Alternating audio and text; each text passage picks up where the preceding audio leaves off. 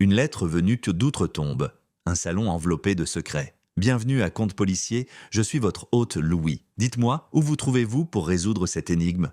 Vos commentaires donnent vie à ces histoires. Commençons. Tout commença, comme c'était souvent le cas à Saint-Edwidge, par quelque chose de tout à fait banal. Le clocher du village était immobile ce matin-là, son carillon argenté remarquablement absent du rituel habituel de 9 heures. Mademoiselle Witherby, qui se targuait de régler son coucou sur la cloche chaque matin, remarqua le silence avec un froncement de sourcils perplexe et une cuillère de sucre supplémentaire dans son thé. Mais les cloches sonnaient parfois mal, et Mademoiselle Witherby, bien que empressée de bavarder, ne se pressait pas de sonner l'alarme. La véritable perturbation est survenue quelques heures plus tard, lorsque la fête caritative annuelle d'été du village a commencé sur le terrain du presbytère. Sous un patchwork de banderoles et de treilles fleuries, les femmes de la Guilde des femmes servaient le thé et tenèrent des stands proposant des mitaines tricotées, de l'eau de lavande pressée maison et une fournée de tartelettes aux groseilles à l'aspect plutôt suspect. Les enfants couraient entre les tables, poursuivis par l'épagnole du vicaire, tandis que le sergent Harris s'efforçait héroïquement de se fondre dans la foule malgré son air méfiant qu'il ne parvenait jamais à se défaire, même lors d'une tombola. Miss Marple, assise sur un banc de bois patiné sous les ifs, observait la scène avec un intérêt discret. Arrivée à 15 heures précises, elle accepta une tasse de thé tiède de Miss Blount avec un sourire bienveillant et s'installa avec un tambour à broder qu'elle n'avait nullement l'intention d'utiliser. Son regard, perçant derrière ses lunettes bleu pâle, parcourait discrètement la scène. Elle remarqua par exemple l'absence curieuse de Madame Percival Hargrove. Madame Hargrove, maîtresse de maison du parloir à chêne et marraine de presque tous les événements du comté, était censée ouvrir la fête à 2h15. Son nom figurait sur chaque invitation, sa délicate écriture gravée sur les bannières flottant au vent des haies. Et pourtant, à 3h30, elle était toujours là. Elle a sans doute encore eu mal à la tête, dit le révérend Pottle en se tordant les mains juste devant le stand de limonade. Ou peut-être se repose-t-elle simplement. À son âge, vous savez, Miss Marple incline doucement la tête. Oui, en effet, avec tant d'agitation aujourd'hui, on ne peut guère la blâmer. Mais son expression était devenue légèrement troublée. Le salon cendré se dressait à moins d'1 kilomètre en haut de la pente, visible même maintenant au-delà des haies, sa sombre symétrie géorgienne se dessinant en plein soleil. Il appartenait à la famille Hargrove depuis des générations, un lieu d'héritage murmuré et de fardeaux hérités. La maîtresse actuelle, la veuve de Percival, était une femme réputée pour sa précision et sa présence, toujours prête à se présenter sans prévenir. Elle était en fait le genre de femme qui préférait arriver malade plutôt que pas du tout. La fête continua sans elle, mais des murmures commencèrent à s'élever sous les bavardages. À 16h, la jeune Millie Tapper fut renvoyée à la maison à vélo, revenant 20 minutes plus tard, les joues pâles et la voix tendue. « Elle ne répond pas, dit Millie. J'ai frappé, frappé. La porte d'entrée a bien fermé, les fenêtres aussi. Mais la voiture était là, dans l'allée. » Cela déclencha une vague de murmures. Le sergent Harris se redressa. Le vicaire se tourna vers Mademoiselle Marple, puis regretta aussitôt, comme si reconnaître son intérêt particulier risquait de déclencher un événement qu'il n'était pas prêt à gérer. « Ce n'est probablement rien, » dit Harris en s'éloignant déjà vers la route.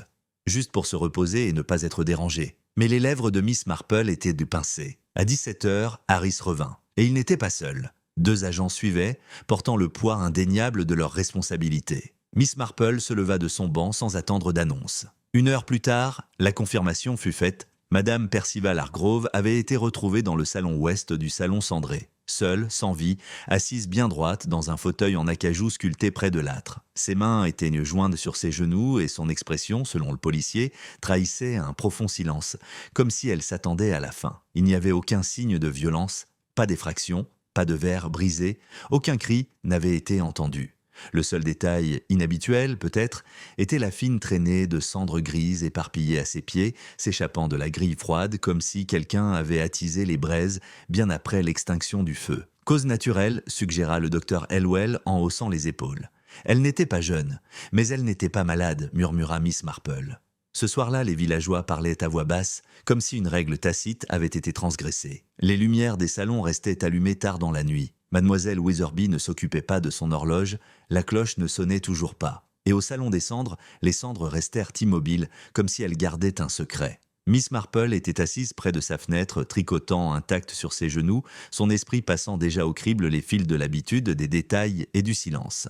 Une maison où aucun domestique ne l'avait vue ce jour-là. Un clocher qui a échoué, une femme qui n'avait jamais manqué un rendez-vous, et un héritage bien plus ancien que ce qu'ils avaient compris jusqu'alors. Sainte-Edwige n'était pas un lieu où les nouvelles circulaient, elle fleurissait. Telle une glycine le long du mur du presbytère, elle rampait et grimpait en vrille, s'enroulant dans les tasses à thé, se faufilant entre les haies, portée par les ourlets des jupes et dans les voies basses des files d'attente des bureaux de poste. Au lendemain de la fête, la mort de Madame Hargrove n'était plus une surprise, c'était une certitude. Un fait murmuré aussi naturellement que la météo. Et cette certitude s'accompagnait de spéculations audacieuses et immédiates, revêtues de la fausse humilité de l'inquiétude. C'était son cœur, sans aucun doute, annonça Mademoiselle Witherby, derrière une pyramide précaire de conserve chez l'épicier. Une vie de responsabilité peut être terriblement pesante. Vous me souviendrez de mes mots. Chagrin, stress et chaleur. Une combinaison dangereuse pour une femme de son âge. Vous avez entendu dire qu'on la retrouvait les mains jointes ? Murmura Madame Gris, la veuve du boulanger, à quiconque se trouvait à portée de voix du comptoir. Ce n'est pas une position naturelle, je vous le dis. On ne meurt pas comme ça. Eh bien, j'ai entendu dire qu'il y avait de la cendre sur le tapis, intervint Miss Blount en pinçant les lèvres. De la cendre en juillet ? Ce salon n'a pas eu de feu depuis Pâques. Cela aurait pu venir de la cheminée, dit Miss Witherby, sans conviction toutefois. C'est quand même étrange. Et ce clocher, silencieux le matin même de la fête, tout cela est un peu étrange. Dans le box d'angle du Tea Cozy Café, le révérend Pottle était assis en face du docteur Elwell, tous deux affichant un silence inhabituel entre deux gorgées d'Earl Grey. Le tintement des petites cuillères et l'odeur du lemon curd emplissaient l'espace entre eux. « Sommes-nous sûrs ?» demanda finalement le vicaire à voix basse. « Pas de malversation ?» « Elle était âgée, Pottle, répondit le docteur sans toutefois soutenir le regard du vicaire. « 82 ans cette année, peut-être 83. Et je vous l'ai déjà dit, le chagrin peut être aussi mortel qu'un poison. Son mari n'est décédé que l'hiver dernier. Elle n'était pas fragile, dit doucement le vicaire. Elle était sévère. Déterminée, elle dirigeait pratiquement les affaires du village. Elle but une nouvelle gorgée, lentement. Parfois, c'est précisément ce genre de personne qui craque sans prévenir. Dans un quartier plus calme du village, caché derrière un rideau de chèvrefeuille et de dentelle, Miss Marple écoutait les conversations telles qu'elles étaient relayées par Madame Hartnell au comité du bazar de l'église, par le jeune Peter Wiles, qui avait été envoyé avec des scones et était revenu avec des rumeurs, et même par sa femme de chambre, Edna, qui ne faisait jamais semblant de ne pas être curieuse. Miss Marple répondit peu. Elle hocha simplement la tête et retourna s'asseoir, le tic-tac de sa cheminée résonnant faiblement sous le bourdonnement des conversations villageoises. Elle savait, mieux que quiconque, que la vérité se trouvait rarement dans les premiers deux mots. Elle résidait toujours dans les silences, dans les omissions prudentes et dans la façon dont les gens s'efforçaient de paraître certains. Ce qui lui semblait étrange, ce n'était pas que les gens bavardaient, mais que certains ne bavardaient d'au pas. Prenons par exemple Miss Laetitia Gray.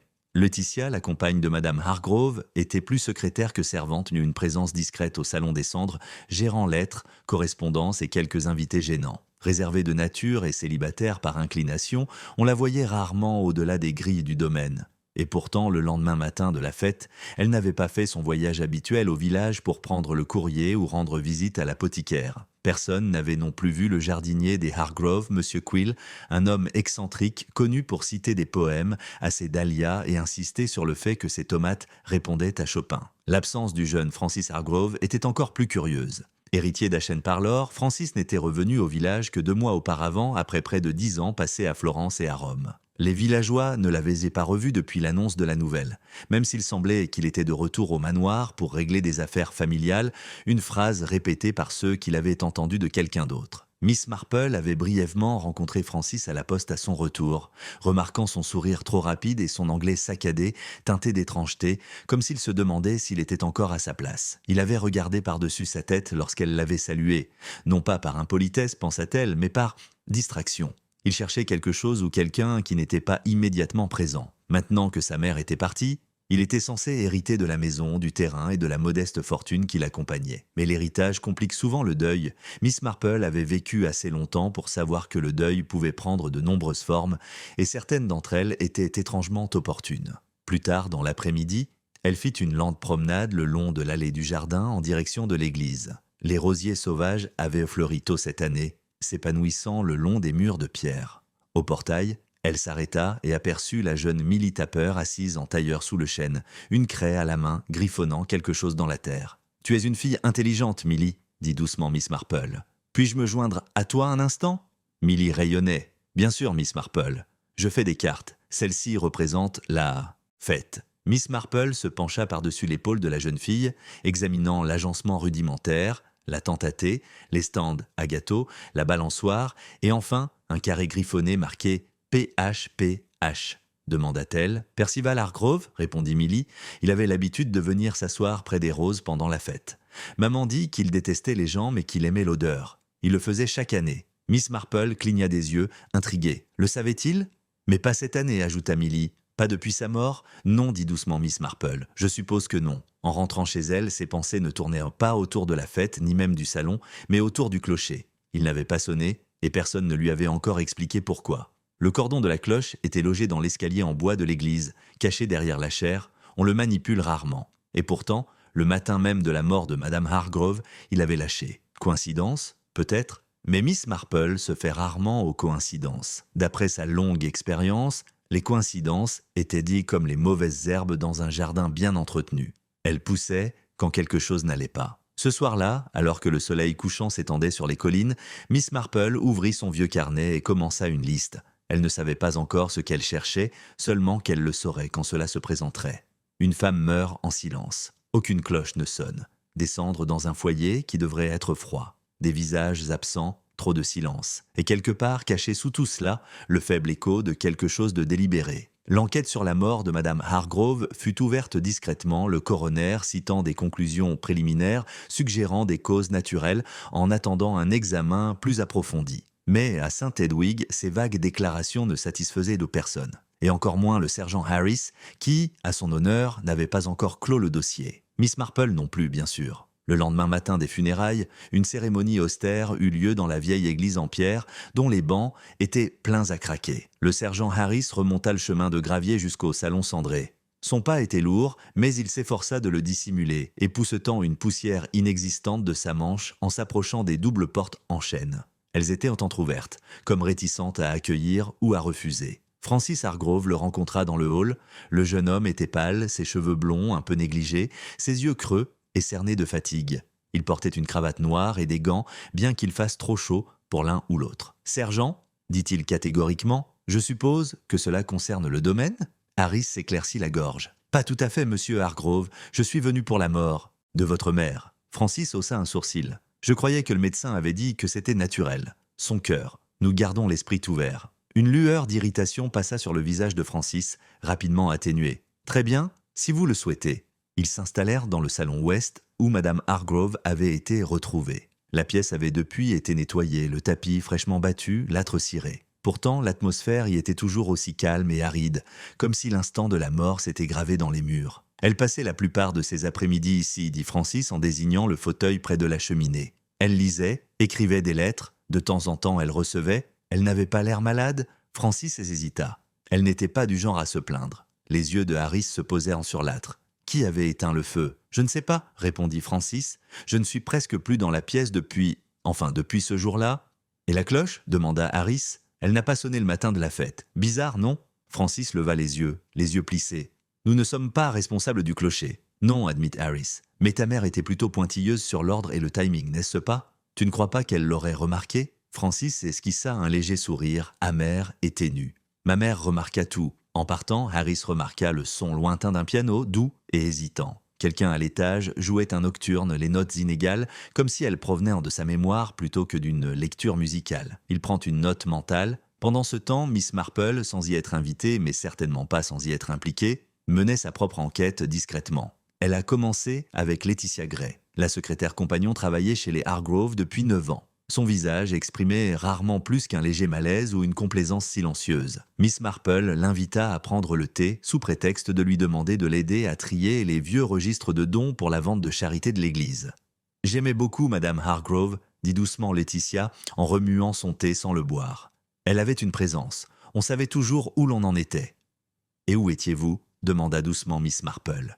Laetitia hésitait. Entre confidente et employée, je suppose, elle me faisait confiance, même si je ne me suis jamais fait d'illusions en pensant que nous étions amis. Et le jour de la fête, on ne t'a pas vu au village? J'étais à la maison, dit Laetitia, la voix légèrement tremblante. Elle préparait son discours. Elle devait ouvrir la cérémonie, rappelez-vous? Mais juste après le déjeuner, elle a dit qu'elle allait se reposer. Je ne l'ai plus revue. Tu n'as pas pris de ses nouvelles? Elle avait une sonnette, répondit Laetitia. Si elle avait besoin de quoi que ce soit, elle sonnait. Elle ne sonnait pas. Le regard de Miss Marple s'attarda sur son visage un instant plus long qu'il n'était nécessaire. Puis elle sourit gentiment et changea de sujet. Ensuite, elle a visité le clocher. Monsieur Hawkins, le sacristain, était un homme voûté de 70 ans dont les articulations claquaient lorsqu'il bougeait et qui adorait les pastilles de réglisse. « Ça fonctionnait la veille, dit-il. La corde n'était pas effilochée, le poids n'était pas coincé. C'est juste que ça n'a pas sonné ce matin-là. Et quand tu l'as vérifié, la corde avait été décrochée. Pas cassée, remarquée, décrochée, propre aussi, pas d'effilochage, pas de nœud. Quelqu'un aurait-il besoin d'une clé pour y accéder ? Monsieur Hawkins parut légèrement offensé. Seul le vicaire et moi avons les clés. Mais on n'est pas vraiment à Fort Knox. La fenêtre près de la sacristie a un loquet et mal fermé. Un enfant pourrait le faire. Miss Marple émit un bruit pensif. Plus tard dans la soirée, sous une légère bruine qui a fait reculer les chats du village sous les charrettes et les porches, Miss Marple s'est retrouvée au Tea Cozy Café où elle a repéré le sergent Harris en train de siroter un café tiède. « Toujours perplexe, sergent ?» demanda-t-elle en s'installant sur la chaise en face de lui sans attendre d'invitation. « Je ne dirais pas que je suis perplexe », répondit Harris, sans grande force cependant. « Mais ça me taraude. Vous avez déjà eu ce sentiment, Miss Marple, que quelque chose cloche même si vous n'arrivez pas à dire quoi ? » « Oh oui, dit-elle, souvent, et généralement ça veut dire que quelque chose l'est. Le médecin parle d'insuffisance cardiaque, poursuit Harris.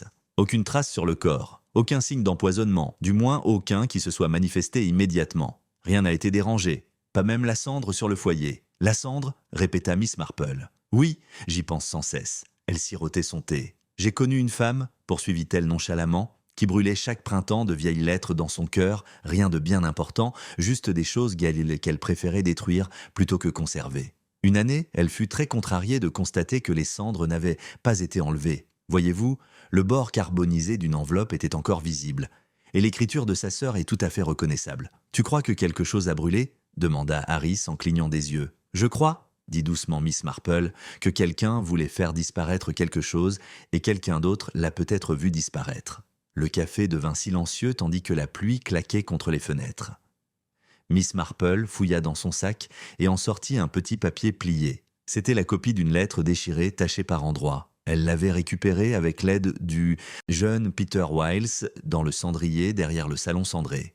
Seule une partie est restée lisible. Je ne peux plus garder ce secret. L'héritage n'a jamais été destiné, le reste avait disparu. Miss Marple rangea le journal. Les gens brûlent rarement des choses par accident, a-t-elle déclaré. Et dans le scintillement de l'expression d'Harris, elle voit la même vérité poindre. Une cloche qui n'avait pas sonné, une mort trop silencieuse, et maintenant, un fragment de quelque chose que quelqu'un avait tant cherché à détruire. L'enquête venait à peine de commencer. À la fin de la semaine, le brouillard silencieux du chagrin qui planait sur Sainte-Edwige a commencé à se dissiper, se dissipant juste assez pour que le doute et la spéculation puissent se faufiler. Bien que la version officielle reste inchangée, cause naturelle, pas d'action ultérieure, les villageois, dotés d'un instinct aiguisé par des générations d'observation des petites villes, étaient au moins convaincus. La mort de Madame Hargrove semblait inachevée, irrésolue, et le silence qui entourait le salon cendré ne fit qu'accentuer cette impression. Le premier véritable soupçon survient le lundi matin suivant, lorsque Laetitia Gray est aperçue en train de pleurer en silence dans le cimetière.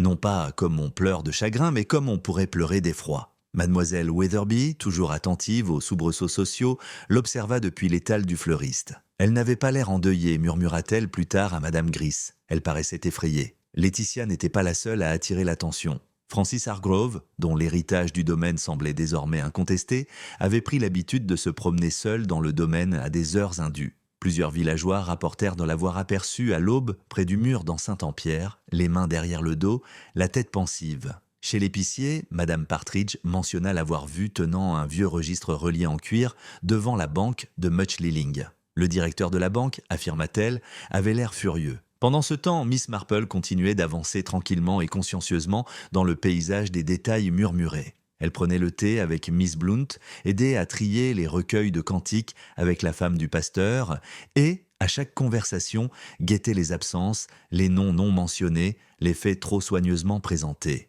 Jeudi après-midi, elle s'est retrouvée une fois de plus au salon à Chêne, cette fois sur invitation. Francis Hargrove lui avait envoyé une note, étonnamment courtoise, lui demandant de prendre le thé avec lui. « J'ai cru comprendre que vous vous intéressiez au décès de ma mère. Je serais ravi d'en discuter avec vous. » Ce n'était pas formulé comme un avertissement ou une plainte. Au contraire, cela avait plutôt un ton de curiosité. Le salon était inchangé à l'arrivée de Miss Marple. Les mêmes tableaux, les mêmes fauteuils en velours, le même parfum de roses séchées et de vieux vernis. Francis se tenait près de la fenêtre, le dos raide, une tasse de thé à la main dans laquelle il n'avait aucune envie de boire. « Je pensais que vous seriez peut-être mieux informé que la plupart, dit-il sans préambule. « Oh, je suis rarement bien informé, répondit Miss Marple en s'installant dans un fauteuil. Je suis simplement attentive. Il lui lança un regard noir. Les gens pensent bon que j'ai bénéficié de sa mort. Tu as hérité du domaine, dit-elle simplement. Il eut un rire sans joie. Oui. Et les dettes? On en parle au village? Ma mère a sauvé les apparences, mais Achen par l'or saigne depuis des années. L'expression de Miss Marple ne changea pas, mais elle remarqua l'amertume dans sa voix. Alors, tu es revenu pour le sauver? Demanda-t-elle. Je suis revenu, dit-il après une pause, parce que je n'avais pas le choix. Tu étais en Italie, je crois? Florence. Avant cela, Rome. Restauration, travaux d'histoire de l'art. Rien de lucratif, je vous assure. Et maintenant, je travaille toujours. Sur commande. Une commande privée. J'avais besoin d'espace, de temps. Il se dirigea vers un petit meuble et l'ouvrit, révélant une sélection d'huiles, de pinceaux et de croquis inachevés. Miss Marple jeta un coup d'œil à la toile posée sur un chevalet et à la représentation impressionniste du jardin au crépuscule, plus expressive que fidèle. Elle n'a rien dit à ce sujet. « Et ta mère » demanda-t-elle doucement. « Approuvait-elle ton retour ?» Francis eut un petit rire, teinté d'une pointe de ressentiment. Elle pensait que c'était une faiblesse, de rentrer à la maison. Elle dit que la maison était à moi maintenant, en théorie, mais seulement quand elle n'en aurait plus besoin. Et quand a-t-elle dit ça? 2 jours avant la fête, dit-il d'une voix lointaine. Ce fut notre dernière vraie conversation. Miss Marple l'observait, la façon dont sa main enserrait le dossier de la chaise, le léger tressaillement au coin de sa mâchoire. Il cachait quelque chose, mais était-ce par culpabilité ou par chagrin? Elle ne pouvait encore le dire. Lorsqu'elle prit congé, elle le remercia pour le thé, même s'il n'y avait pas touché entre eux. Dehors, elle s'arrêta sous les ifs bordant l'allée, les yeux rivés sur les hautes fenêtres de l'aile ouest. Elle se souvint de la faible note de piano dont le sergent Harris avait parlé. Elle prit note d'y donner suite. Plus tard dans la journée, le sergent Harris a reçu un télégramme du quartier général du comté. Le rapport de toxicologie initial était revenu. Bien qu'il n'y ait aucune trace évidente de poison dans le sang, il y avait de faibles résidus d'alcaloïdes de belladone suffisamment faibles pour échapper à une détection occasionnelle, mais suffisants pour faire sourciller. Quand il apporta cela à Miss Marple, elle hocha simplement la tête. « Belladone » murmura-t-elle. « De l'atropa ? Une belladone mortelle, très démodée, très astucieuse. Est-ce que ça pourrait provenir d'un médicament » demanda Harris. Elle n'utilisait pas de gouttes pour les yeux. Elle portait des lunettes, dit Miss Marple. Elle n'avait pas besoin de telle teinture. Quelqu'un le lui a donc donné, conclut-il. Mais comment ? Miss Marple fouillait déjà dans son sac à main. Elle en sort une page d'un vieux magazine de cuisine, récupéré plus tôt dans la poubelle du salon cendré avec l'aide d'Edna. C'était une recette de sirop à l'eau de rose et à la camomille. Au bas de la page se trouvait une note manuscrite. Si la camomille est trop sèche, infusée avec de la racine de hérisson. Madame Che approuve. Sauf que, dit doucement Miss Marple, la racine de hérisson est parfois un nom populaire utilisé par erreur pour belladone. Le sergent Harris fixait le papier. Donc, soit quelqu'un avait commis une erreur innocente, ou alors quelqu'un savait exactement ce qu'il faisait. Alors que le soleil se couchait ce soir-là, un nouveau nom est apparu dans les ragots du village, Monsieur Quill, le jardinier. C'est la femme du révérend Pottle qui l'a mentionné en premier. Il est toujours dans les haies, a-t-elle dit. Il connaît toutes les plantes du comté. Il fabrique même ses propres teintures. Un jour, il m'a donné une pommade qui m'a engourdi le coude pendant une journée. Mademoiselle Witherby était moins charitable. Il était bizarre, et celui-là, il parle à ses plantes, reste discret, et très proche de Madame Hargrove. Elle lui laissait utiliser le vieux hangar à rempotage comme laboratoire. Le sergent Harris décida de rendre visite à Monsieur Quill le lendemain matin. L'abri de jardin était fermé à clé. Lorsqu'on l'ouvrit enfin, un arôme âcre s'en dégagea, terreux et amer avec une pointe d'herbe séchée. À l'intérieur, des bocaux s'alignaient sur les étagères. Beaucoup étaient étiquetés, quelques-uns ne l'étaient pas. Parmi eux, une bouteille en verre brun marquée uniquement d'une lettre décolorée, B. Miss Marple, convoquée peu de temps après, examina attentivement le contenu. « Ce n'est pas définitif, dit-elle, mais je parie que c'est un concentré, et probablement mortel, à bon dosage. Francis Hargrove, Laetitia Gray, Monsieur Quill, 3 personnes motivées, 3 personnes capables d'agir. Chacune d'elles était prisonnière de l'étrange orbite de la femme qui les avait toutes contrôlées. Mais un seul d'entre eux savait précisément quand la cloche ne sonnera pas. Et Miss Marple, assise près de sa fenêtre cette nuit-là, tandis que le vent bruissait à travers la fenêtre ouverte, commença à avoir la forme d'un motif émergé. Le village de Saint-Edwige était plongé dans une agitation silencieuse. Derrière des sourires polis et des conversations prudentes, des questions s'accumulaient comme des feuilles humides dans le caniveau.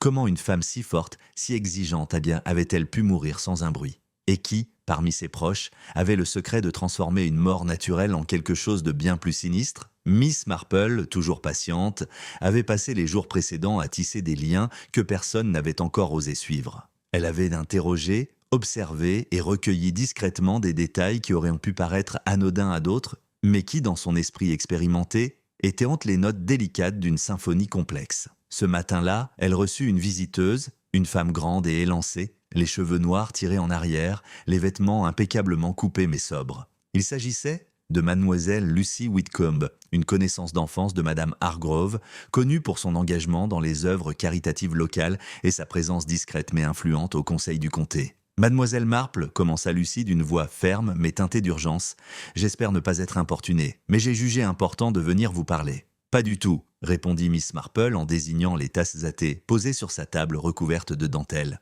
Asseyez-vous. Lucy accepta et s'installa, joignant soigneusement les mains sur ses genoux. J'ai consulté de vieilles correspondances au salon cendré. Voyez-vous, même Hargrove a eu la gentillesse de me laisser accéder à ses papiers après son décès. Les yeux de Miss Marple pétillèrent légèrement.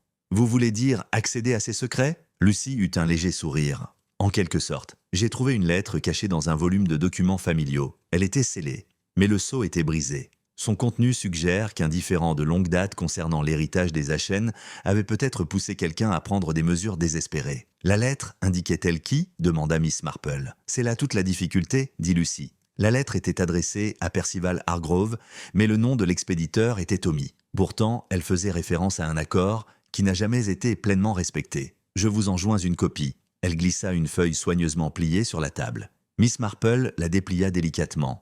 La lettre était écrite en belle écriture et datée de plus de 20 ans. Mon cher Percival, cela commençait ainsi. L'héritage que tu gardes si fièrement n'appartient pas seulement à toi.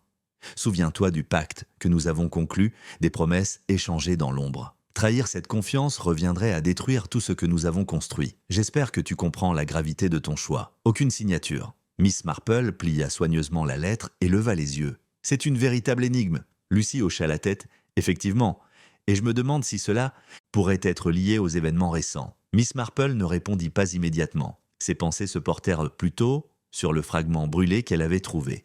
La lettre à moitié détruite, sur laquelle était écrit « Je ne peux plus garder ce secret, cet héritage n'était pas destiné à cela ». À quel point ces papiers étaient-ils intimement liés au présent? Plus tard dans l'après-midi, Miss Marple décida de retourner à l'abri de jardin où travaillait le jardinier, Monsieur Quill.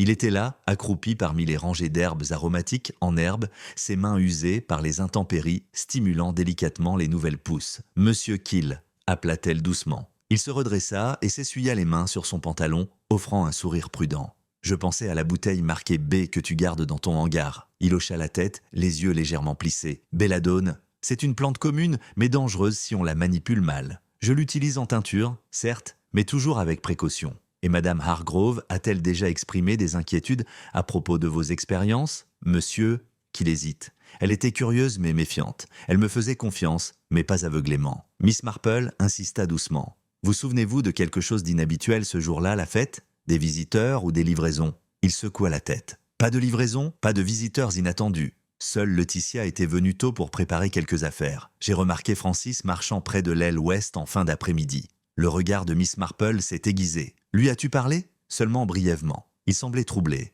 Tandis qu'il parlait, Miss Marple remarqua une petite parcelle de terre remuée près du pied d'un if. « Puis-je » demanda-t-elle en s'agenouillant. Sous le sol, de faibles empreintes suggéraient que quelque chose avait été récemment déterré. « Tu as creusé ici » demanda-t-elle. Monsieur Quill parut surpris. « Non, je ne l'ai pas fait. » Cette découverte a soulevé davantage de questions. Plus tard, Miss Marple rend une fois de plus visite à Laetitia Gray.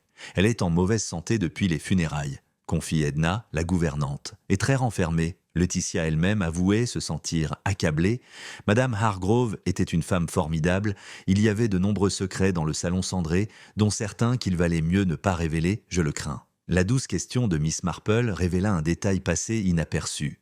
Madame Hargrove tenait un journal intime, enfermé dans le bureau de l'aile ouest. Laetitia ne l'avait vu qu'une fois et n'avait jamais osé le lire. Ce soir-là, Miss Marple demanda la clé. Avec le consentement réticent de Laetitia, elle examina le journal à la lumière d'une lampe. Les entrées révélaient une femme rongée par l'angoisse de l'héritage d'Ashen Parlor, des références au pacte des promesses non tenues et un visiteur du passé. La dernière entrée, écrite quelques jours seulement avant la fête, évoquait un règlement de compte qui ne pouvait être différé. Miss Marple ferma le journal et resta assise tranquillement, le poids de ses mots s'installant profondément. Elle comprend désormais que l'héritage n'était pas seulement une question de biens ou d'argent, c'était un nœud d'histoire, de ressentiment et de silence. Et dans ce nœud se trouvait la vérité. Alors que l'aube se levait sur le village, Miss Marple écrivit un mot au sergent Harris. « Rejoignez-moi au salon cendré. Il y a un indice que tout le monde a oublié. » Elle plia la lettre et regarda vers l'horizon, l'esprit alerte et le cœur serein. L'indice caché allait bientôt révéler son visage, et le jeu changerait à jamais. Le soleil s'était à peine levé lorsque le sergent Harris arriva au salon cendré où Miss Marple attendait déjà au bord du chemin du jardin, ses yeux perçants captant la première lumière filtrant à travers les feuilles de chêne. « Merci d'être venu, dit-elle doucement, lui adressant un sourire chaleureux qui n'atteignit pas tout à fait ses yeux. « Je crois que nous avons trouvé quelque chose d'important. » Dans l'aile ouest, Miss Marple conduisit Harris au grand bureau en chêne qui dominait la pièce, une pièce imposante gravée d'initiales et de dates remontant à plusieurs siècles. Elle ouvrit un tiroir dissimulé, révélant un petit carnet relié en cuir. Cela, expliqua-t-elle, était caché sous le double fond. Il semble que le registre personnel de Madame Hargrove soit bien plus confidentiel que les journaux intimes. Harry se pencha et feuilleta les pages remplies d'entrées soignées et précises. Il relate des réunions, des paiements et des promesses, poursuivit Miss Marple. J'ai remarqué plusieurs mentions d'un certain monsieur Davenport. Connaissez-vous son nom? Harris réfléchit un instant. Le notaire? Oui. Il a géré plusieurs successions Hargrove au fil des ans. Miss Marple hocha la tête pensivement. Selon ces informations, M. Davenport n'était pas seulement un avocat, mais un personnage clé dans la gestion de l'héritage, celui qui garantissait le respect des termes d'un accord particulier. Harry haussa un sourcil. Un accord? Entre qui? Telle est la question, dit Miss Marple. Mais ce qui est plus pressant, c'est la mention d'une réunion prévue quelques jours avant la mort de Madame Hargrove. Le registre mentionne la visite d'un certain A.E. l'après-midi de la fête. Harris fronça les sourcils. A.E. Quelqu'un que nous connaissons? Miss Marple pinça les lèvres. J'essayais de retrouver les initiales. Avant qu'Harry ne puisse répondre, le bruit de pas précipités résonna dans le couloir. Laetitia Gray entra, le visage pâle mais résolu. « Je dois vous parler à tous les deux », dit-elle d'un ton pressant. Miss Marple fit signe à une chaise. « Asseyez-vous, Laetitia. Qu'est-ce qui vous préoccupe ?» Laetitia hésita puis parla à voix basse. « L'héritage est plus vaste qu'on ne le pense. Madame Hargrove craignait qu'il ne déchire la famille. Et elle n'était pas la seule. » Harris échangea un regard avec Miss Marple. « Allez-y, encourage doucement Miss Marple. » Les yeux de Laetitia brillaient d'un mélange de peur et de soulagement. Des années auparavant, un testament plus extravagant que celui-ci avait divisé la succession d'une manière qui n'avait jamais été rendue publique. Il avait désigné un bénéficiaire qui n'était ni Madame Hargrove ni sa famille proche. Harris fronça les sourcils. « Tu sais qui? Un cousin éloigné, Arthur Eaton, expliqua Laetitia. Il avait disparu il y a des décennies, présumé mort, mais Madame Hargrove pensait qu'il était peut-être encore en vie. Le regard de Miss Marple s'aiguisa. Était-il le A.E. du registre? Laetitia hocha la tête. Elle avait prévu de le retrouver au salon cendré pour discuter du domaine, mais quelque chose avait du mal tourner. Soudain, l'atmosphère de la pièce changea. Le poids d'une histoire non racontée s'abattit sur eux comme un épais brouillard. « Pourquoi Madame Hargrove a-t-elle gardé cela secret ?» demanda Harris. « Parce que, murmura Laetitia, cela menaçait tout ce qu'elle avait construit. Son contrôle, sa position au village. L'héritage était plus que... atterrir, c'était le pouvoir. » Miss Marple se leva et se dirigea vers la fenêtre, donnant sur les jardins bien entretenus, désormais teintés de l'or précoce de l'automne. « Cela change beaucoup de choses, » dit-elle doucement. L'Ancien Testament aurait redistribué non seulement les biens, mais aussi les dettes et les obligations que Madame Hargrove s'était efforcée de réprimer. On a frappé à la porte. Francis Hargrove entra, l'air réservé mais curieux. « J'ai entendu, » dit-il doucement. « Arthur Eaton, j'avais entendu des murmures quand j'étais petit. Un oncle peut-être ?» Laetitia leva brusquement les yeux. Un parent éloigné, certes, mais personne ne savait s'il était vivant, jusqu'à récemment, du moins. Francis prit une inspiration. « J'ai essayé de le retrouver, pour résoudre l'héritage. » Miss Marple l'observait attentivement. « Et qu'as-tu trouvé ?» demanda-t-elle. « Rien de concret, » répondit François. « Seulement quelques lettres, anonymes, laissant entendre qu'il était peut-être dans les parages, qu'il voulait récupérer ce qui lui appartenait. » Harris s'éclaircit la gorge. « Ne serait-ce pas un mobile pour un meurtre ? Empêcher une telle réunion ?» François baissa les yeux, silencieux. Miss Marple se tourna vers Laetitia. Quelqu'un d'autre était-il au courant de ces lettres? Seulement Madame Hargrove et moi, dit Laetitia. Et bien sûr Monsieur Quill. Il l'accompagnait souvent en promenade, peut-être pour lui tenir compagnie dans ses moments d'inquiétude. À la mention du jardinier, les sourcils de Harris se froncèrent. Il a accès au domaine, poursuivit Laetitia. Et il connaît ses secrets, il en sait peut-être plus qu'il ne l'avoue. Miss Marple hocha lentement la tête. Il semble, dit-elle, que chaque personne autour d'Ashenparlour porte un secret, une pièce d'un puzzle. Francis leva soudain les yeux. « Je veux la vérité, Miss Marple. Je veux laver le nom de ma mère. » Miss Marple sourit doucement. « Nous le faisons tous, monsieur Hargrove. Et parfois, la vérité est enfouie plus profondément qu'on ne le pense. » Ce soir-là, tandis que les lumières du village vacillaient une à une, Miss Marple était assise dans son salon, rassemblant les brins qu'elle avait rassemblés. Il y avait l'héritage d'un héritage contesté remontant à des décennies. La silhouette sombre d'Arthur Eaton peut-être vivante et tapie, le jardinier avec ses étranges teintures, la secrétaire qui portait le poids du silence, et François pris entre le chagrin et la suspicion. Miss Marple savait que bientôt, l'équilibre délicat allait basculer. Et quand cela se produira, les secrets d'Ashenparlour ne se cacheront plus dans l'ombre.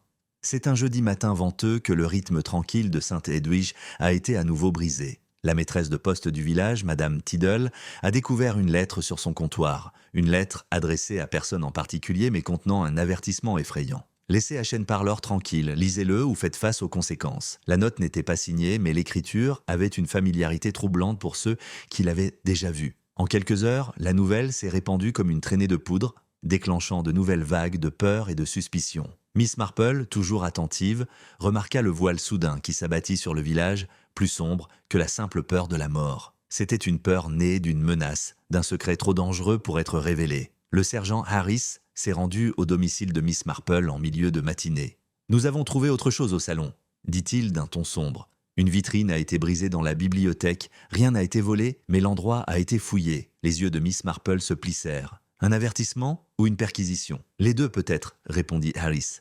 Mais le moment est suspect. Les deux se dirigèrent vers Ashenparlour, où Laetitia Gray attend visiblement secouée. J'ai entendu des bruits dans la nuit, dit-elle, des pas sur le gravier, des murmures. J'ai cru imaginer des choses jusqu'à ce que la fenêtre soit retrouvée. Miss Marple inspecta le verre brisé, notant les bords dentelés et la façon dont les rideaux flottaient dans le courant d'air. Ce n'était pas un acte anodin, dit-elle doucement. Quelqu'un est désespéré. Les jours suivants, le village retient son souffle. Les joyeux souvenirs de la fête étaient enfouis sous un profond malaise. Au cœur de la tempête se tenait Francis Hargrove, de plus en plus renfermé. Il évitait les rassemblements villageois, passait de longues heures enfermé à la bibliothèque et maigrissait visiblement. Miss Marple se retrouva attirée par la musique de piano que le sergent Harris avait mentionnée comme nocturne jouée doucement dans la chambre supérieure de l'aile ouest. Un soir, elle s'aventura à l'étage, ses pas légers sur le tapis usé. Derrière une porte entr'ouverte, elle trouva une jeune femme, le visage rouge et les yeux cerclés de rouge. Clara Eaton, la nièce d'Arthur Eaton, a disparu. « Je ne voulais pas que quiconque sache que j'étais là », s'est dit rapidement Clara. « J'avais peur. » Miss Marple était assise à côté d'elle. « Pourquoi avoir peur, ma chère ?» Clara hésita puis prit la parole. « Je suis venue pour découvrir la vérité, à propos de mon oncle, de l'héritage, mais maintenant, après les menaces, je ne suis plus si sûre que ce soit sûr. »« Dis-moi tout », insista Miss Marple. Clara déplia son histoire de l'être disparu, d'un héritage volé, d'une famille déchirée par la cupidité et le silence. « Je crois que mon oncle est vivant », dit Clara en serrant contre elle une vieille photo, « et que quelqu'un essaie de le cacher. Ou pire. » Miss Marple hocha lentement la tête, absorbant le poids de la révélation. De retour en bas, Francis fut convoqué au salon, où le sergent Harris l'attendait. « Je suis au courant de l'arrivée de Clara Eaton », dit doucement Harris. « Elle pourrait tout changer. » L'expression de Francis s'assombrit. « Elle se mêle de choses qu'il valait mieux laisser tranquilles. Ou bien, intervint doucement Miss Marple, elle pourrait nous rapprocher de la vérité. » Cette nuit-là, la cloche du village sonna de manière inattendue, ses tons clairs résonnant dans l'air brumeux.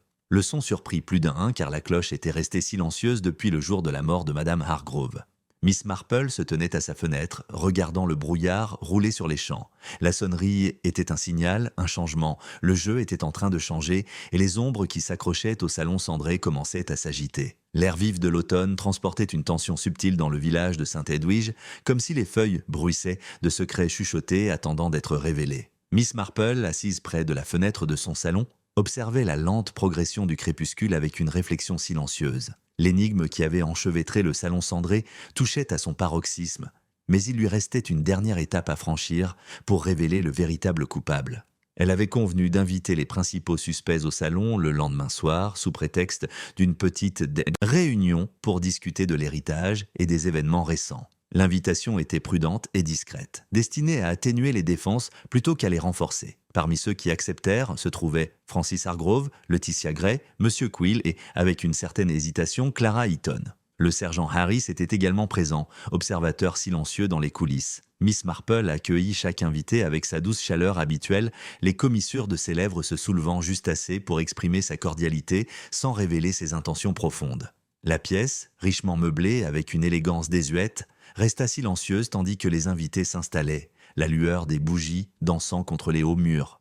Tandis que le thé était servi, Miss Marple engagea une conversation apparemment informelle, entraînant chacun dans le récit de l'héritage et des étranges événements qui s'étaient déroulés. Elle évoqua le silence de la cloche, le fragment de lettre brûlé et les détails cachés du registre, devenus le fil conducteur de leur expérience commune. « Je suis curieuse, dit-elle doucement, de la notion de confiance, de la façon dont elle peut lier les familles et les communautés, et pourtant, lorsqu'elle est brisée, provoquer les fractures les plus profondes. » Ses yeux parcoururent la pièce, s'attardant un instant sur Francis puis Laetitia et se posant enfin sur Monsieur Quill. « Je pense souvent, poursuivit-elle, que les secrets sont comme les vieilles plantes d'un jardin. Si on les laisse sans surveillance, elles poussent à l'état sauvage et étouffent tout ce qui les entoure. Mais parfois, le jardinier doit tailler avec soin, même si cela est douloureux. » Les invités s'agitaient avec inquiétude, se regardant les uns les autres. Miss Marple a ensuite produit le fragment de lettre brûlée qu'elle avait conservé. Un petit morceau de papier fragile avec quelques mots encore visibles. « Ce fragment signifie-t-il quelque chose pour l'un d'entre vous ?» demanda-t-elle. La mâchoire de Francis se crispa. Les doigts de Laetitia tremblèrent légèrement, serrant sa tasse de thé. Monsieur Quill évita tout contact visuel. Clara, assise tranquillement, parut surprise mais ne dit rien. Miss Marple poursuivit « Il s'agit d'un héritage secret qui n'était pas destiné à une seule personne, une promesse non tenue. Or, nous savons qu'il existait un Ancien Testament et que la revendication légitime d'Arthur Eaton a compliqué les choses. » Elle s'arrêta, laissant le poids de ses mots se poser. « J'aimerais comprendre comment ce secret a pu être gardé si longtemps.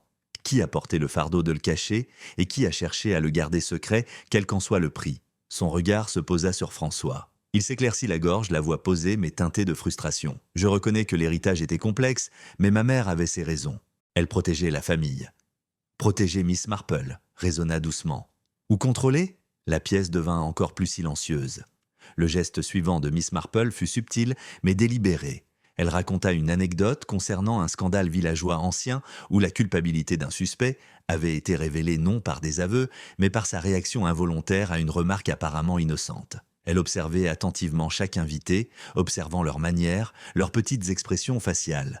Lorsqu'elle prononça le mot « belladone », les doigts de Monsieur Quill crispèrent hors l'accoudoir. Le regard de Laetitia baissa légèrement et le visage de Francis pâlit légèrement. Après un silence, Miss Marple se tourne vers Laetitia. « Vous étiez proche de Madame Hargrove, n'est-ce pas? J'imagine que vous en savez plus que vous ne le disiez. » Laetitia déglutit difficilement. « Je souhaitais seulement la protéger. » Et pourtant, a déclaré Miss Marple, certaines vérités doivent être dites, même au risque de la douleur. La pièce était remplie d'une tension inexprimée. Enfin, Miss Marple s'adressa à Francis. « Vous sembliez troublé lorsque j'évoquais la possibilité qu'Arthur Eaton soit encore en vie.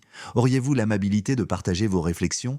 Il hésita, puis soupira. « J'imagine que je craignais ce qui pourrait être révélé au grand jour concernant le passé que ma mère s'efforçait tant d'enfouir. Les erreurs, les trahisons, je voulais croire que tout cela pourrait être enterré. Et maintenant, dit-il doucement, je n'en suis pas si sûr. » Miss Marple eut un petit sourire entendu. Elle se tourna ensuite vers Monsieur Quill. « Vous connaissez de nombreuses plantes, dont certaines sont mortelles. N'est-il pas vrai que Madame Hargrove s'intéressait particulièrement à vos teintures ?» Il hocha lentement la tête. Elle le fit. « Mais je ne lui ferai jamais de mal. » Elle me faisait confiance. Miss Marple incline la tête. La confiance est précieuse et fragile. À mesure que la soirée avançait, Miss Marple dirigeait soigneusement la conversation, suscitant des aveux enrobés et de subtiles provocations. C'était une danse des mots, un jeu psychologique délicat, et elle guettait chaque participant à la recherche d'un signe, d'un geste involontaire, d'une pointe de culpabilité, d'un instant d'hésitation. À un moment donné, un léger tremblement dans la voix de Laetitia, lorsqu'elle mentionna les lettres brûlées, attira l'attention de Miss Marple. La tentative de Francis de masquer une grimace était tout aussi révélatrice. Mais c'est la soudaine inspiration brusque de Monsieur Quill lorsque Miss Marple lui raconta les propriétés mortelles de la morelle qui scella un soupçon croissant. Lorsque les invités prirent enfin congé, l'air de la nuit était frais et le village était à nouveau enveloppé de silence. Miss Marple resta à la fenêtre, ses pensées tissant, ensemble, les indices subtils, les fractures de leurs histoires. Le test final avait été fixé, et bientôt, la vérité sortirait de l'ombre. Le lendemain matin, frais et clair, s'élevait sur Sainte-Edwouge, le genre de journée qui semblait annoncer la clarté après des semaines d'incertitude murmurée. Miss Marple, assise dans son fauteuil préféré, une tasse de thé fumante à la main, sentait les dernières pièces du puzzle commencer à se poser dans son esprit. Le jeu était terminé, il était temps de démêler les fils emmêlés, de révéler avec douceur mais fermeté la vérité restée enfouie dans l'ombre du salon cendré. Elle envoya un message discret au sergent Harris, l'invitant, lui et les principaux protagonistes, à revenir au salon pour une dernière conversation. Cette convocation fut accueillie par des expressions variées, certaines curieuses, d'autres inquiètes, et quelques-unes dissimulant de l'effroi. Tandis que la lumière de l'après-midi adoucissait les contours de la grande salle, Miss Marple rassembla la compagnie. Les murs, chargés de portraits d'ancêtres austères, semblaient penchés vers l'intérieur, comme impatients d'assister à la révélation de secrets longtemps gardés. Miss Marple a commencé avec une chaleur sereine. « Merci à tous d'être venus une fois de plus. Ces derniers jours ont été difficiles, mais parfois, c'est seulement en affrontant la vérité qu'une communauté peut guérir. » Elle marque une brève pause avant de poursuivre. Le mystère qui entourait la mort de Madame Hargrove n'était pas celui d'un simple accident ou d'un déclin naturel. Des forces étaient en jeu, nées de la peur, du ressentiment et du désir désespéré de protéger un héritage à tout prix. Son regard se posa d'abord sur Francis Hargrove. Vous avez vécu dans l'ombre de votre mère pendant de nombreuses années, vous avez parlé de dette et de contrôle, mais je me demande s'il y avait d'autres craintes, la peur de ce qui arriverait si la vérité éclatait au grand jour. Francis déglutit difficilement, puis hocha la tête. Oui, il y avait des dettes, des secrets qui risqueraient de ruiner la famille. Miss Marple tourna son regard vers Laetitia Gray. Vous avez servi Madame Hargrove avec dévouement. Vous avez été témoin de beaucoup de choses. Les lèvres de Laetitia tremblèrent légèrement. J'ai fait mon possible pour la protéger. Mais j'avais peur que certains secrets soient bien plus dangereux que la vérité. C'est vraiment dangereux, dit Miss Marple. Surtout quand il s'agit d'accords secrets, d'héritiers perdus et de l'amertume de la trahison. Elle s'adressa ensuite à M. Quill, assis, les mains jointes sur ses genoux, avec une tension continue. Vous connaissez les plantes de ce domaine mieux que quiconque. Vous comprenez leur pouvoir. Les yeux de M. Quill croisèrent les siens sans broncher. Moi aussi. Miss Marple fouilla dans son sac et en sortit la petite bouteille brune marquée B. Ce flacon contenait de la teinture de belladone, un poison mortel en cas d'utilisation incorrecte. Il a été retrouvé dans votre remise. Il hocha lentement la tête. Oui, mais je ne ferai jamais de mal à Madame Hargrove. Je ne t'accuserai pas à la légère, dit-elle. Mais dis-moi, savais-tu que quelqu'un avait utilisé cette teinture contre elle? La salle retenait son souffle. Le visage de M. Quill pâlit. Non, je le jure. Miss Marple sourit doucement. La réponse ne réside pas dans ce qui a été dit, mais dans ce qui a été fait. Elle se tourna vers Clara Eaton, qui était restée silencieuse jusqu'à présent. Clara, tu as apporté un nouvel éclairage à ce mystère. La disparition de ton oncle, le secret qui en découle, sera déterminant. Mais la clé pour comprendre le meurtre ne réside pas dans les absents, mais dans les présents. Miss Marple s'approcha de la fenêtre, rassemblant ses pensées. Puis, face au groupe, elle dit la vérité avec prudence, mais conviction. La mort de Madame Hargrove n'était pas un accident. La belladone trouvée dans le jardin de l'héritier avait été administrée délibérément pour réduire au silence une femme qui en savait trop et menaçait de compromettre des plans soigneusement élaborés. Ses yeux se posèrent sur Laetitia. Vous, Laetitia Gray, aviez plus de raison que la plupart. Votre loyauté allait à Madame Hargrove, mais vous craignez ce qui arriverait si le secret de l'Ancien Testament était rendu public. Vous avez tenté de protéger l'héritage, mais face à la possibilité de sa perte, vous avez pris les choses en main. Laetitia halta doucement, mais ne nia pas l'accusation. Miss Marple poursuivit. Vous avez utilisé la teinture de belladone de la cabane de M. Quill, sachant qu'elle pouvait être prise pour un simple remède. Vous l'avez administrée dans le cordial servi à la fête. Des larmes brillaient dans les yeux de Laetitia. Je l'ai fait pour la protéger, pour protéger la famille. Je n'ai jamais eu l'intention de tuer. Le sergent Harris s'avança et posa doucement une main sur son bras. « Tu dois comprendre, Laetitia. Les conséquences ?» Laetitia hocha lentement la tête, le poids de ses actes s'abattant lourdement sur elle. Miss Marple se tourne vers Francis. « Tu as bien porté le fardeau de ta mère ?» Mais c'est Laetitia qui a franchi la ligne d'arrivée. Francis expira, le soulagement et la tristesse se mêlant sur son visage. « Merci, Miss Marple, d'avoir mis cela en lumière. » La pièce devint silencieuse, la tension se relâchant comme un souffle retenu. Miss Marple conclut doucement. L'héritage d'Ashen Parlor est complexe, tissé d'amour, de trahison et du fragile espoir que la vérité puisse un jour guérir de vieilles blessures. Alors que le groupe se dispersait, le village semblait respirer plus librement. Les ombres qui s'accrochaient si étroitement au salon cendrées commencèrent à se dissiper.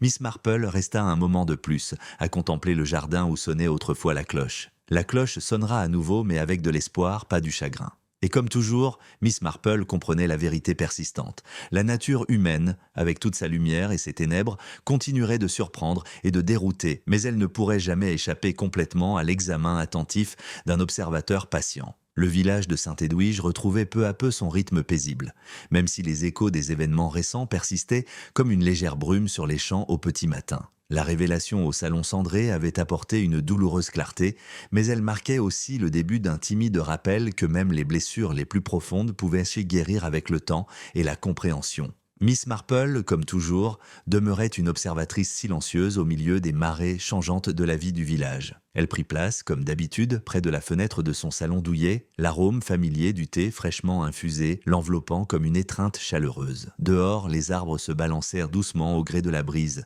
leurs feuilles dorées témoignant du changement de saison. Le sergent Harris arriva en frappant à la porte, apportant une nouvelle à la fois attendue et troublante.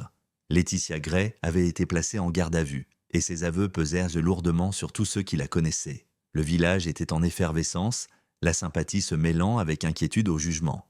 « Mademoiselle Marple, dit Harris en s'installant sur une chaise, le tribunal aura son jour. Mais pour l'instant, la communauté est divisée. Certains pleurent la disgrâce de Laetitia, d'autres sont soulagés de voir justice rendue. Miss Marple hocha la tête, pensive. « C'est une chose triste, sergent, quand l'amour et la peur s'entremêlent au point de mener à une telle tragédie. » Leur conversation fut interrompue par un léger coup frappé. Clara Eaton entra, silencieuse, mais résolue. « Je voulais te remercier, » dit-elle d'une voix ferme, malgré le trouble dans son regard, « pour avoir découvert la vérité sur mon oncle et son héritage. Cela signifie plus que je ne peux le dire. » Miss Marple sourit doucement. « De rien, Clara. Parfois il faut affronter le passé pour que l'avenir soit libre. » Clara jeta un coup d'œil vers la fenêtre. « Et quel avenir pour Ashen Parlor ?»« Le changement, sans aucun doute, » répondit Miss Marple. « Mais le changement est source de renouveau, d'honnêteté et de croissance. » Au cours des semaines suivantes, Francis Hargrove entreprit de restaurer la réputation du domaine. Il rencontra les dirigeants du village et les anciens locataires, cherchant à rétablir des relations tendues par le secret et la suspicion. Son attitude, autrefois réservée et tendue, s'adoucit à mesure qu'il s'engageait dans une voie plus ouverte. L'absence de Laetitia fut profondément ressentie, son départ rappelant brutalement le prix payé pour le silence. Pourtant, les villageois reconnaissaient que sous la surface de la trahison se cachait un réseau complexe de fragilité et de peur humaine. Miss Marple trouve du réconfort dans les plaisirs simples de sa vie quotidienne. Le journal du matin, le rythme familier de son tricot et la visite occasionnelle d'amis désireux d'entendre sa douce sagesse. Un après-midi, alors qu'elle se promenait sur la place du village, elle entendit des voisins discuter de l'héritage et des leçons qu'il en résultait. On parlait de réconciliation, de réapprendre à faire confiance et d'accepter la vérité, même dans les moments difficiles. Miss Marple s'arrêta près du vieux clocher, dont la cloche, autrefois silencieuse, avait retrouvé sa voix légitime. Le doux carillon résonna dans tout le village, signe non seulement du temps qui passe, mais aussi de résilience et d'espoir. Alors que le crépuscule s'épaississait, Miss Marple se tenait sous une lumière déclinante, réfléchissant à la nature durable du caractère humain.